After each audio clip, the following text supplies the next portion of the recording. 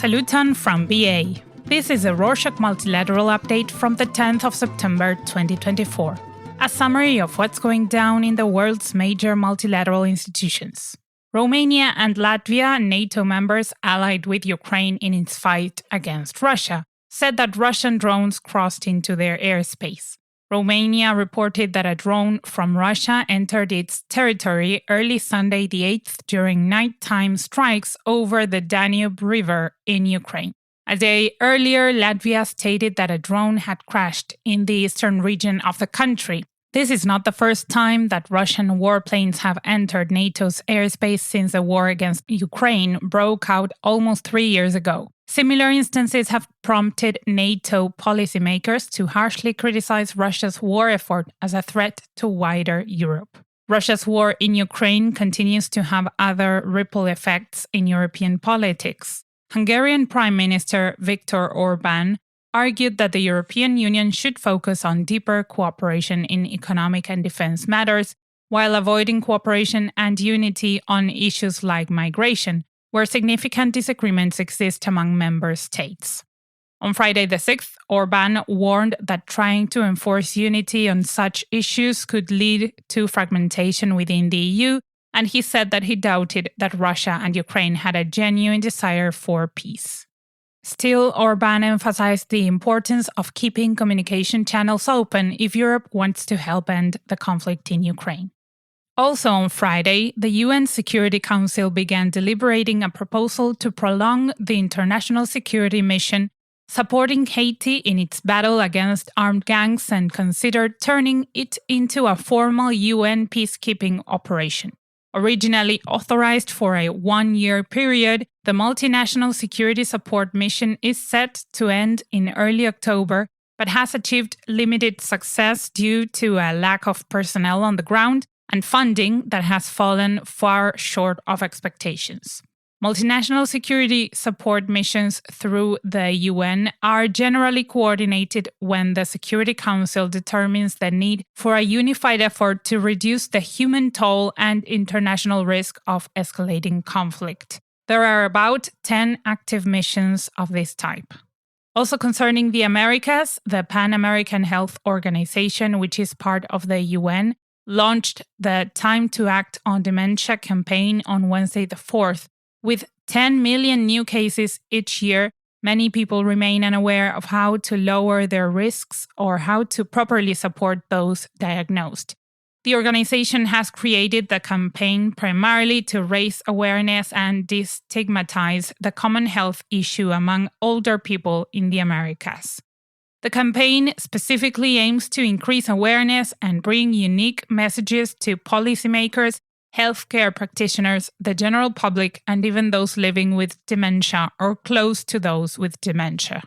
Andrei Rodrigues, Brazil's Federal Police Director General, and Morgan Doyle from the Inter-American Development Bank, or IDB, signed an agreement to strengthen efforts against organized crime and environmental threats in the Amazon on Wednesday, the 4th. The partnership aims to improve regional security through advanced crime-solving technologies, new police intelligence systems, specialized training, and pilot projects.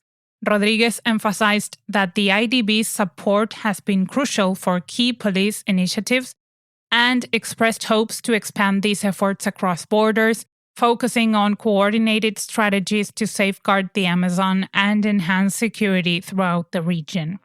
Previous efforts to reduce organized crime and environmental threats included specific initiatives to cut back on illegal logging, mining, and drug trafficking, which often involve powerful criminal networks.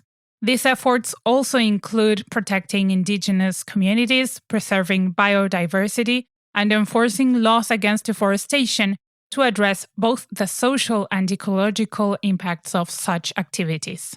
Moving on to the Middle East, on Friday the 6th, the International Criminal Court, or ICC, revealed that it has closed its case against Ismail Haniyeh, the Hamas leader who was killed in Iran earlier this summer. In May, the ICC announced that it would begin to seek arrest warrants for Haniyeh, as well as Yahya Sinwar, the leader of Hamas, and military chief Mohammed al-Masri. The warrants for Sinwar and al-Masri are still active. Chief Prosecutor Karim Khan had argued that there were grounds to suspect their involvement in war crimes. The ICC typically closes proceedings against deceased alleged international criminals, as the organization focuses on bringing justice to people who present international threats to peace and stability. For our last story on Africa this week, on Sunday the 8th, the World Health Organization reported that the civil war in Sudan has claimed over 20,000 lives, highlighting the severity of the conflict. Since mid-April 2023, Sudan has been engulfed in a war following a power struggle between its leading generals, which has resulted in one of the world's most dire humanitarian situations. While the World Health Organization is not directly a diplomatic body that has the power to resolve violent conflicts, the research it conducts on the human cost of a conflict and the aid it can bring to people in need can influence international policymakers to address clashes directly.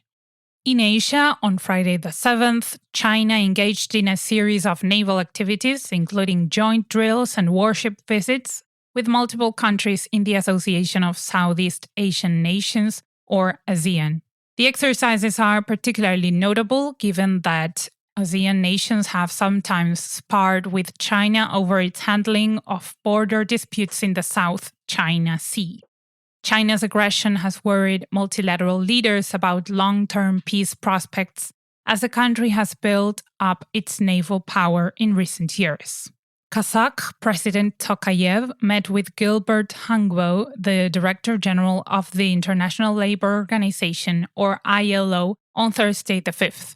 Tokayev underscored the organization's critical role in advancing social justice worldwide and noted that Kazakhstan has already ratified key ILO conventions on workers' rights and said that the country is committed to furthering cooperation.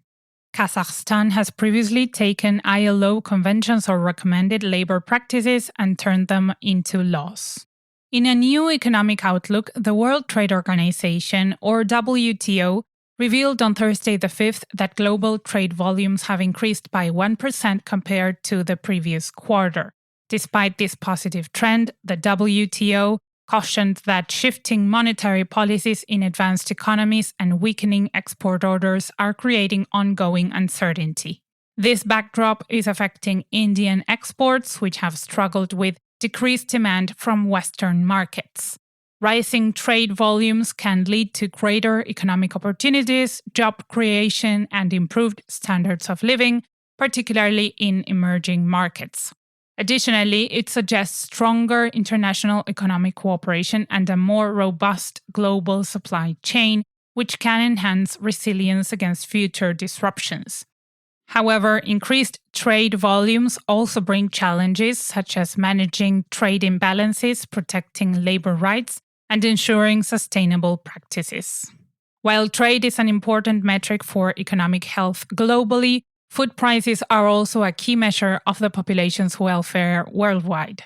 On Friday the 6th, the Food and Agriculture Organization revealed that its global food price index fell slightly in August. Reduced costs for sugar, meat, and cereals prompted the decline, which counterbalanced higher prices for dairy products and vegetable oils. In February, the index hit a 3-year low as food prices eased from the record highs that were reached in March 2022 following Russia's invasion of Ukraine.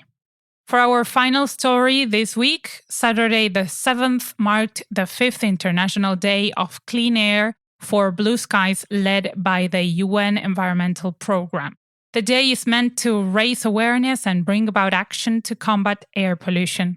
According to the UN agency, almost every human being breathes at least somewhat polluted air, which contributes to millions of deaths annually. The most affected groups include women, children, and the elderly, with air pollution now the second leading cause of early death globally. And that's it for this week. Thank you for joining us. We'll be taking a short break, but we will be back on the 16th. See you!